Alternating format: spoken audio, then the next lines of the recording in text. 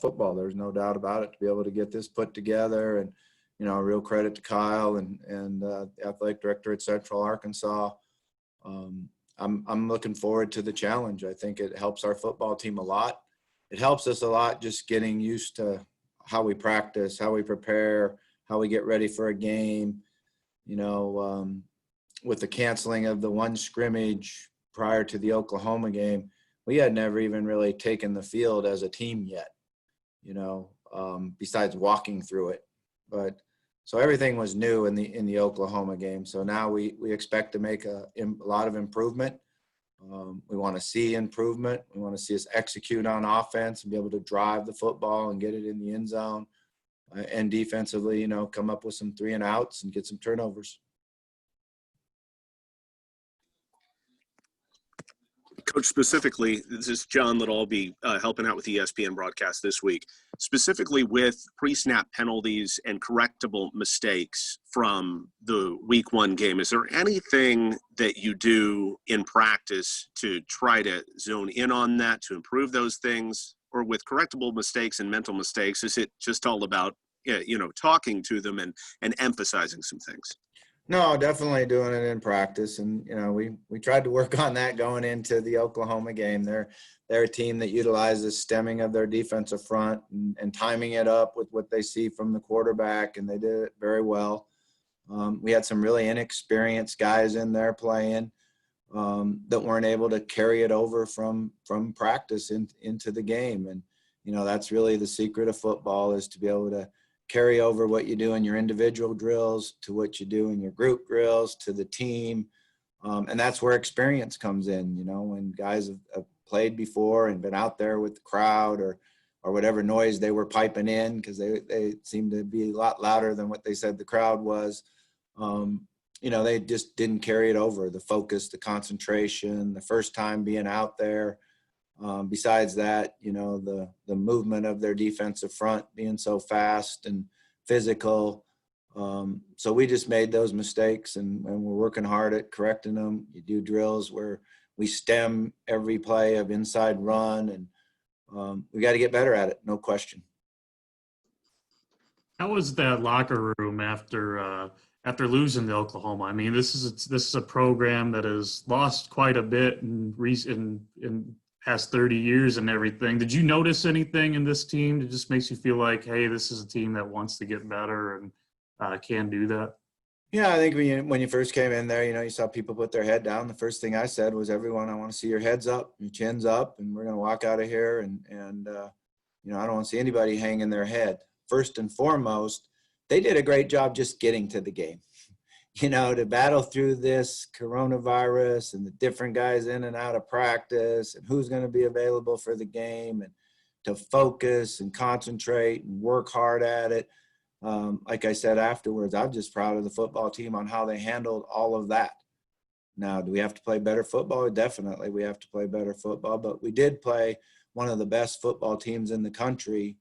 And I thought that our guys worked hard at it, stayed together. There was no complaining on the sideline. There was no individualism on the sideline. Guys were encouraging each other and trying to work hard. So we're going to try to look at all the positives and try to build off the positives as much as we can. And the very first one is that they fought through something that nobody's ever done before. None of us have ever seen this, and it certainly is new and extremely difficult. And I'm just proud of them and our staff for handling it with a positive attitude and going out and competing and playing as hard as they could. Coach, last week you talked about when building a program, you have to celebrate the smaller victories and you have to notice the smaller successes and stuff like that. Was there anything from the Oklahoma game that, you got to look back on in film and celebrate that and turn that into a positive during practice this week? Yeah, and you're exactly right. We make a videotape of all the successful plays, and we haven't really sat down and watched it as a team yet, but we got the video done, and we'll start watching it as a team, and they get to see themselves make plays in front of their peers and, try to learn and have everybody want to be on that video after the next game. I think that's something that we truly need to build on. And the success of getting better as the game went on. playing harder and, doing a good job in the second half. I thought our defense did a really good job in the second half. And offensively, we moved the ball at times, but not good enough to get points on the board. Coach, we're going to have Jeremy come in here. Knowing what he's been through and all the injuries he's come back from, how good is that for you as a coach to see him contribute in that OU game and especially come up with that big interception? Yeah, I mean, you just cheer for him because that's a very, very difficult injury. And then to have it twice, I think the thing that stood out to me and the reason, we knew when we trying to get him to convinced to come here, we knew there was a little bit of risk involved, but the fact is he'd been healed for more than a year. So that helped a lot. But, here's a young man that playing football at the highest level in high school and recruited to one of the great programs there is out there. And now things didn't work out for him. So this is his second chance. And he just comes to work every day and works extremely hard, very, very focused, does a great job with his teammates. Is pretty quiet, doesn't say a whole lot, but I think him and Coach Gay have gotten a really good relationship, and he understands that he can improve and get better on a daily basis, and he's really shown to be dedicated to working hard at that. Coach, this is Dorian Kraft. Sorry. This is Dorian Kraft from THV 11 in Little Rock. You and I met at the Touchdown Club last year. I know that was your return to Arkansas. This time, obviously, you'll be coming back as a head coach. A lot of good memories here. Just what is this going to be like for you coming back here on the opposing team?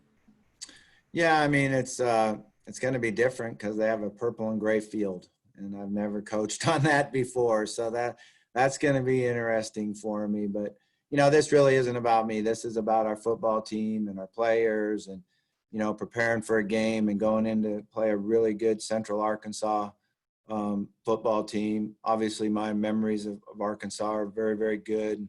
Love the state, love the people there. So it'll be fun to get back there and be able to coach again. Thank you. Hey, Coach, it's Taylor Varick. I'm going to be on the sidelines for the broadcast on Saturday. Jaden Johnson, can you tell me a little bit about your relationship? Because I know it is unique. I'm sorry, you kind of cut out just a little bit there. Oh, I'm sorry. Can you hear me? I can hear you now, yeah. Okay. I'm just asking, Jaden Johnson, I know your guys' relationship is pretty unique. Can you talk about it a little bit? Yeah, Jaden's a young man I admire a lot and like him a lot. We go way back from recruiting him at a very young age, and he used to come to Louisville and come to our practices, come to our games. He came to camp, and the first thing that stood out for me in camp with Jaden was that he wanted to take every rep and be in every drill. And a lot of times when young men are already committed and they go to camp, they just like to stand around and watch and not really participate and do campus tours and all that. And he wasn't worried about the campus or the tours. He just wanted to play football and get better at football, which I really, enjoyed seeing him do that. And then when he went in the transfer portal and we were able to convince him to come here, he's just been outstanding in the way he's went about his business and learning the offense and learning to lead the players on our team. And, being a new guy, that's never real easy. But he's just been himself. And I think the players respect that and respect the way he plays his position. And, sometimes I feel like I might put a little bit too much pressure on him, thinking that, because I know him so well and for so long, that he's been running this offense for that amount of time, but he hasn't. This is his first time in it, so I probably expect too much of him. I do think that it was a little shocking how fast the game was at Oklahoma for him in the first quarter. Then he seemed to settle in a little bit and was just starting to get going, and then took that big hit and landed on his back. So I think that's I wish he would have been able to finish the game and keep playing and keep getting better. But I know he's going to be very successful because he does the things right that quarterbacks need to do to be successful, and studying and being able to picture things in his mind and understand what the coaches are asking and what the coaches want. seeing the defenses move post snap without a young age is sometimes hard to do. But he can see that and understand it and then know how to distribute the ball. So he's got to come out this game and distribute the ball, get it to his good guys in a position to make plays for him. It looks like Central Arkansas has had slow starts in both of their games. Just as a head coach, what's your mindset going in? Of course, you want a good start, but do you offensively script the first 5, 10, 15 plays? And on defense, without giving too much away, do you want them to be aggressive and really force them into a bad situation? Or do you kind of let them sit back and do their job and get the ball back to the offense as safe as possible? Yeah, I mean, it's kind of like a twofold situation there. Is that they have started slow and have a number of times, but they also come back and win a lot of games in the fourth quarter. So that's, we want to go out and be aggressive offensively and move the ball and get it in the end zone. It's always a lot more fun to play with a lead than it is to play from behind. Ideally, you'd like to get a lead and make them throw the ball so we can get our pass rushers. We feel like we have some really good pass rushers, and we can get them teed off and get some sacks and hit the quarterback a little bit. It's always a lot harder to play quarterback when you're getting hit. So that would be ideal. But like I said, they're very experienced. They understand what their schemes are, what they want to do. So they're never going to panic. They're just going to keep running their offense and defense and do the things that they've been successful doing.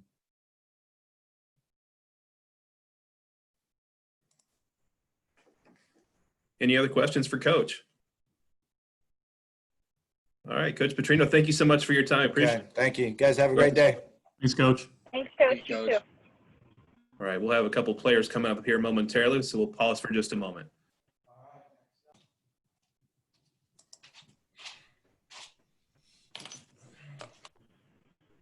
Hello. Hey, Damoriea, how are you? Good. All right, Damoriea Vick's our starting wide receiver. We'll open up to questions for him.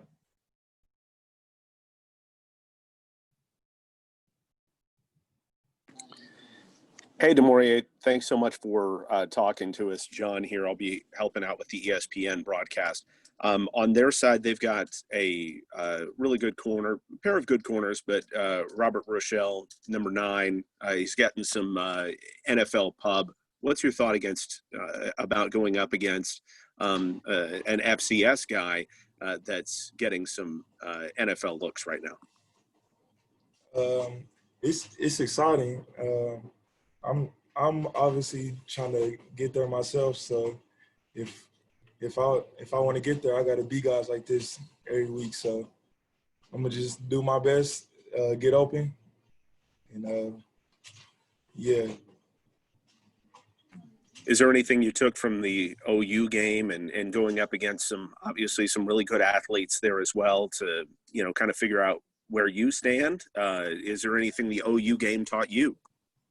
Yeah, I feel like it was a good learning experience because they're a good team. Their defense plays fast. So I feel like it was a good learning experience, like to see like what kind of speed I need to play on and like what kind of timing I need to have with the quarterback.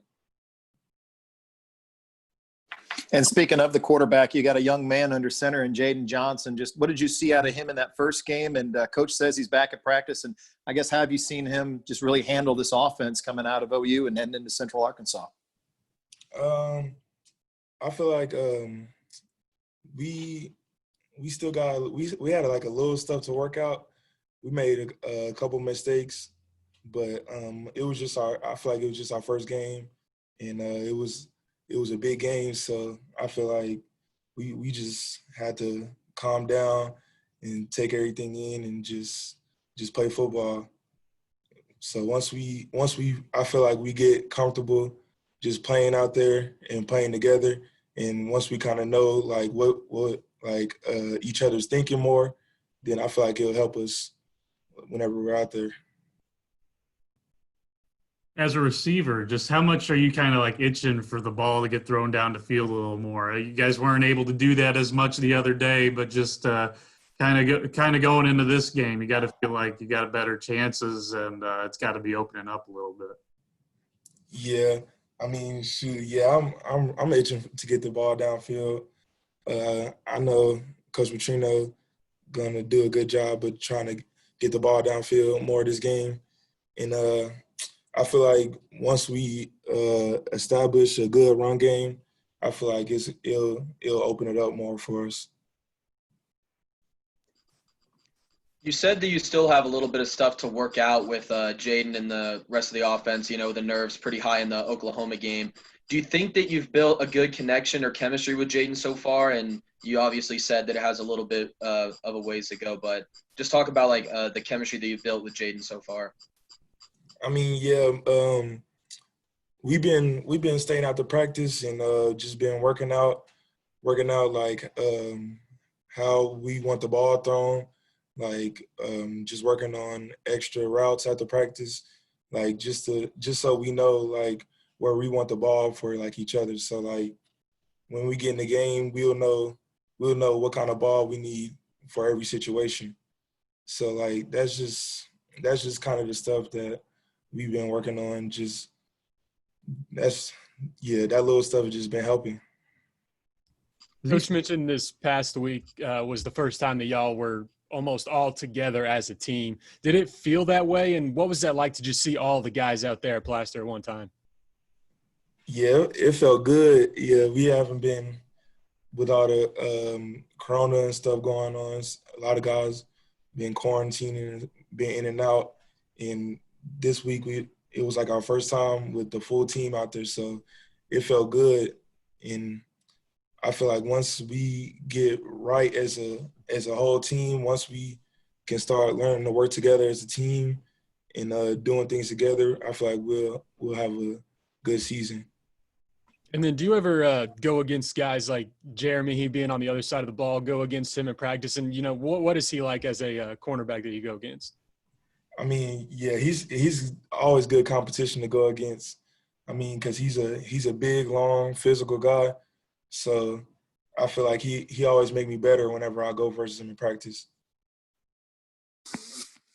Tell me about your backup, Terrell Roberts, and it was nice to see him get a big carry in that game and show off the speed a little bit. But what do you like about his game, and what kind of relationship do you guys have, him being a youngin' and you being there for several years? Yeah, Terrell, he's a good guy.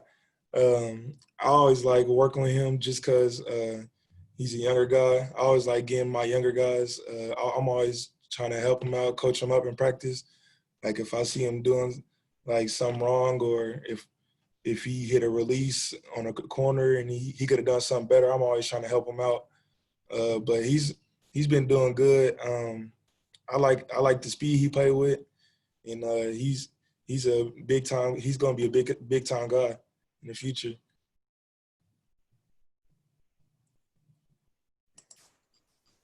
All right. Any other questions for Damoriea?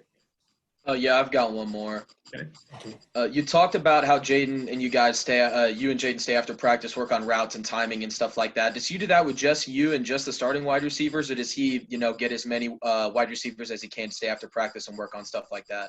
Yeah, yeah. A lot of the guys stay out to practice and just be catching. I know our other quarterback, Jake.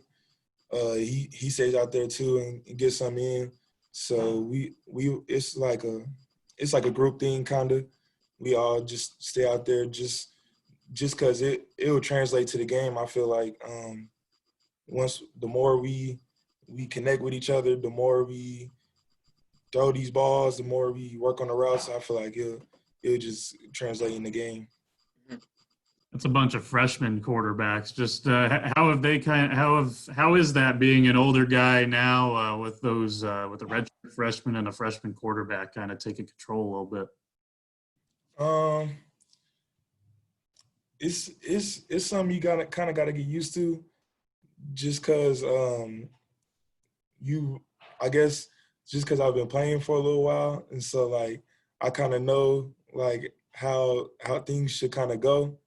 So like I feel like Coach Petrino will do a good job of bringing all the quarterbacks up to speed and like just like teaching them everything for real. All right, Damoriea, thank you so much for your time. We appreciate it. Thank you. Good luck on Saturday. Thank you. All right, we'll have corner Jeremy Webb joining us here shortly.